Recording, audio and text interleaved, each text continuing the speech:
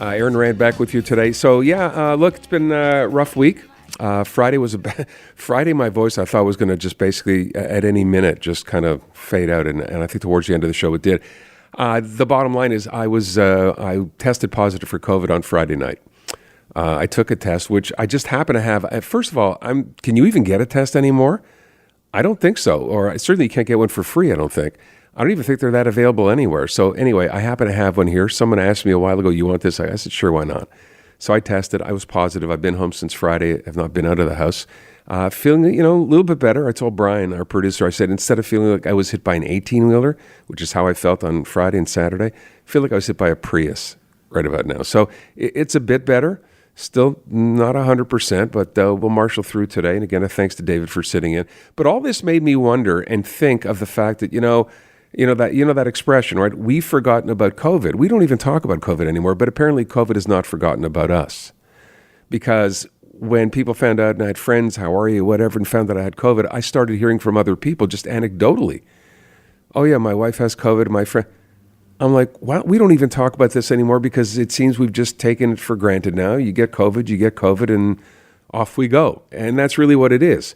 So I thought, given that, Dr. Chris Labos, who joins us from time to time, because if it's me, I'm sure there are other people out there, as I just said, I'm hearing from others who are dealing with COVID as well. And I reached out to Dr. Labos over the weekend, and I thought we'd talk about it real quick just for now for people who are dealing with it, who have family members may be going through this. So Dr. Labos, thank you for being around this afternoon. I appreciate it. Oh, my pleasure. Let me ask, I'm going to ask you on air now what I kind of asked you, which is now you come down with COVID. Let's assume you've had your boosters. And I think my last booster, whatever it was, 3, 4, was back in the fall. So if you come down with it now and you've already sort of kept up to date with your boosters, what do you do? Or do you just treat this like the flu and, do the old hydrate, rest and whatever and nothing else to do? Well, certainly if it's a very mild case, you just sort of try to ride it out. If you were sick enough to go to hospital, then there are treatments that could be given to you. But if you're not sick enough to need to go to the emergency room to be hospitalized, the only outpatient treatment that is really available would be Paxlovid. And now there are fairly strict criteria about who would be eligible. And that's because there is some question about how much of a benefit Paxlovid really provides, and given its high cost, I think there is a bit of a reticence of just prescribing it widely as, was maybe suggested at the beginning of the pandemic. So if there's a question, the best thing that you can do is call your local pharmacy.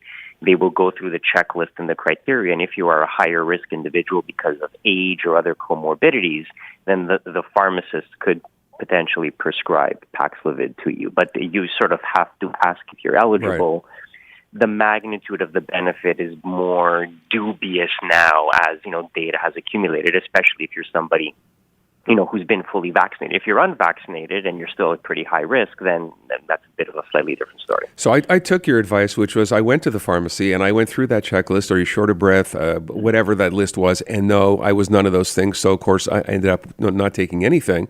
Although she did suggest taking some electrolytes to stay hydrated, which I thought was a good idea.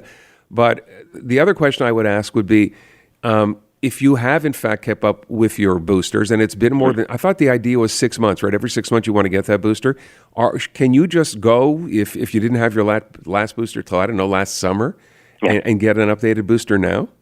Yeah, you can. You have to go on the Government of Quebec's website and make an appointment for it like you do with blood tests or anything else, so you can certainly make an appointment. If you've caught COVID recently, because you will now have a boost of antibodies because of the recent infection, you don't need to get another booster now. You can wait 6 months for your current antibody levels to sort of dip and get down to a lower level. So, in your case, that would put you on track for getting a booster in December, which is probably when you should be getting it, when along with the flu shot. Yeah, we are a little bit worried that cases will start surging again. Okay, so real quick, a couple of other things. Number one, I decided I'm going to pick up some Mucinex, right? Because for mucus, all that kind of stuff seemed like a reasonable, fairly easy way to go. I get home, and I posted this to my Instagram page. I'd never noticed this before, and I think I might have done something wrong, but I've checked and rechecked, and I can't seem to find it.